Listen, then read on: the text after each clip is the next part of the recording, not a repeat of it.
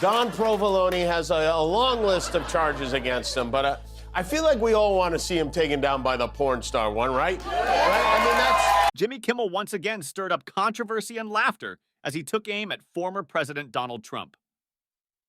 On his show, Kimmel cleverly highlighted a serious courtroom moment where a judge addressed the president's immunity from criminal prosecution.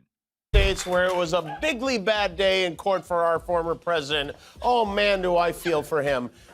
Over the past 24 hours, Donald Trump had not one but 3 judges rule against him in 3 different cases. In the Georgia Find Me 11,000 Votes case, the judge rejected Trump's claim that making phone calls to get the election overturned were protected by free speech. In the Florida classified documents case, a judge he appointed denied his argument that he was allowed to take documents under the Presidential Records Act. And in New York, the judge rejected his attempt to delay the Stormy Daniels case. With his sharp wit and tongue-in-cheek humor, Kimmel humorously dissected the situation, entertaining viewers everywhere. Kimmel didn't hold back, poking fun at Donald Trump's recent legal setbacks. Notably, 3 judges across Georgia, Florida, and New York ruled against him in separate cases. In Georgia, a judge dismissed Trump's attempt, along with 14 others, to quash a 2020 election-related lawsuit. The judge made it clear that the First Amendment wouldn't shield them from prosecution. This case stemmed from an investigation by Fulton County District Attorney Fannie Willis, accusing the defendants of attempting to overturn Georgia's election results.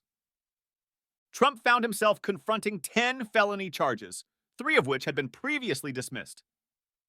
Judge Scott McAfee underscored that using political speech to facilitate criminal activities does not fall under the protection of the First Amendment. Despite objections from Trump's attorney, Steve Sadow, McAfee hinted at the potential to address First Amendment concerns later in the legal proceedings.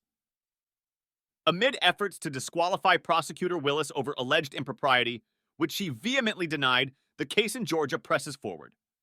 This Georgia case represents one of 4 criminal prosecutions faced by Trump, who maintains his plea of not guilty, citing political motivations behind the charges and portraying himself as a victim, as is his custom. Shifting gears to the Florida saga, Trump attempted to assert his authority by handling classified documents recklessly. However, his confidence faltered when the judge, as anticipated, once again rebuffed his actions, reminding him that being a former president didn't grant him immunity to such constraints. In his hush money case, Trump received a sobering reality check when informed that such deals don't fall under official presidential acts. This revelation left him scrambling for justifications, highlighting Stormy Daniels' ongoing impact on his legal battles. Trump's attempt to wield presidential immunity as a shield proved futile, akin to a failed get-out-of-jail-free card. Additionally, he sought to postpone his trial until the Supreme Court ruled on his immunity claim in another case. However, the court's decision went against Trump, with Manhattan Judge Juan Merchin dismissing the notion with a succinct, "Nice try, but nope." Critically, Trump's legal team missed opportunities to address immunity earlier, prompting the judge's refusal to entertain it at the 11th hour. Consequently, Trump is slated to face trial as scheduled on April 15th, with prospects in the courtroom appearing increasingly unfavorable for him.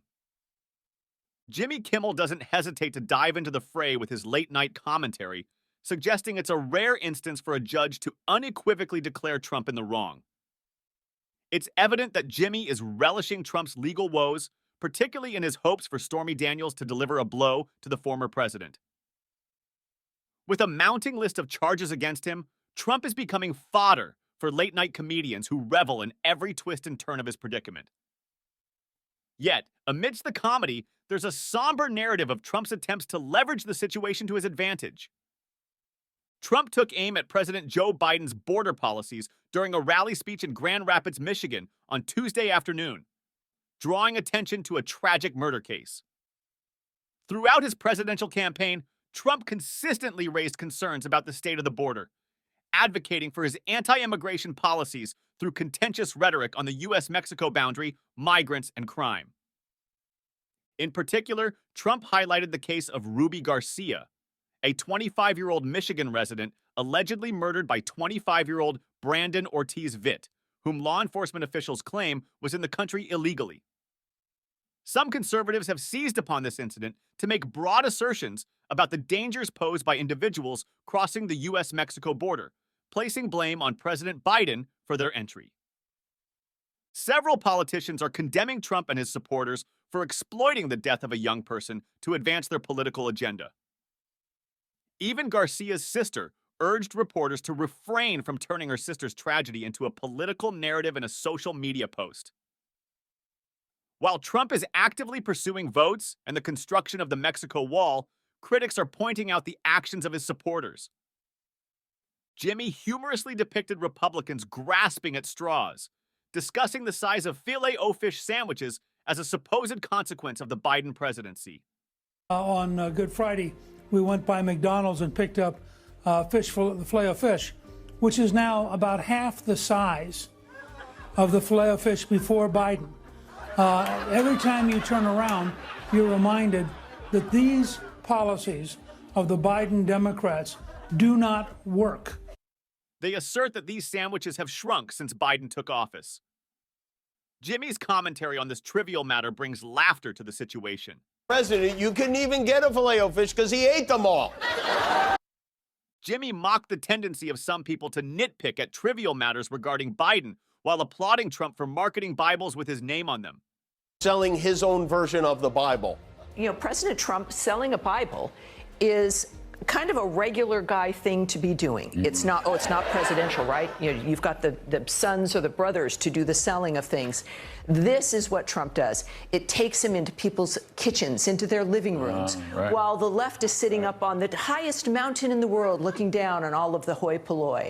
He humorously pointed out the irony of what society deems acceptable for a president. He literally lives in a tower, looking down on the hoi polloi. Literally, this regular Bible-selling guy. Nice work, Tammy. You know, usually when you spin that hard, it messes up your blowout, but your hair looked great. Jimmy even envisioned Trump in a grand setting, surrounded by these personalized Bibles, urging regular folks to purchase their own Trump Bible. The stark contrast between Trump's unconventional actions and those of previous presidents is quite unsettling. When the Bible sales didn't yield the desired advantage for Trump, he shifted his criticism towards Joe Biden. You know that white stuff that they happen to find, which happened to be cocaine in the White House? I don't know. I think something's going on there, because I watched his State of the Union, and he was all jacked up at the beginning. By the end, he was fading fast. There's something going on there. I want to debate, and I think debates, with him at least, should be drug tested. Donald Trump openly speculated about President Joe Biden's potential use of illicit drugs following the discovery of a white powdery substance at the White House. This incident, which occurred in July last year, triggered an investigation after the substance, identified as cocaine, was found near the West Executive entrance. Trump made these comments during a podcast with Hugh Hewitt, where he commented on Biden's performance during the State of the Union address. According to Trump, Biden initially seemed jacked up but quickly lost energy, suggesting something was amiss. As the presumptive Republican nominee for the 2024 presidential election, Trump expressed a desire to debate Biden but insisted on drug testing to ensure fairness. He directly tied this request to the cocaine incident at the White House, hinting at a connection to Biden's fluctuating energy levels. This suggestion of drug testing for debates highlights Trump's ongoing criticism of Biden and raises questions about the standards and expectations for candidates in the upcoming election. The man is 145 years old, but by all means, do a drug test. Let the whole country watch the both of you pee into a cup. Make it the same cup. What are your thoughts on this? Let us know in the comments below. If you enjoyed this video, don't forget to like, subscribe to the channel, and hit the bell icon for updates on the upcoming election. See you at the next one.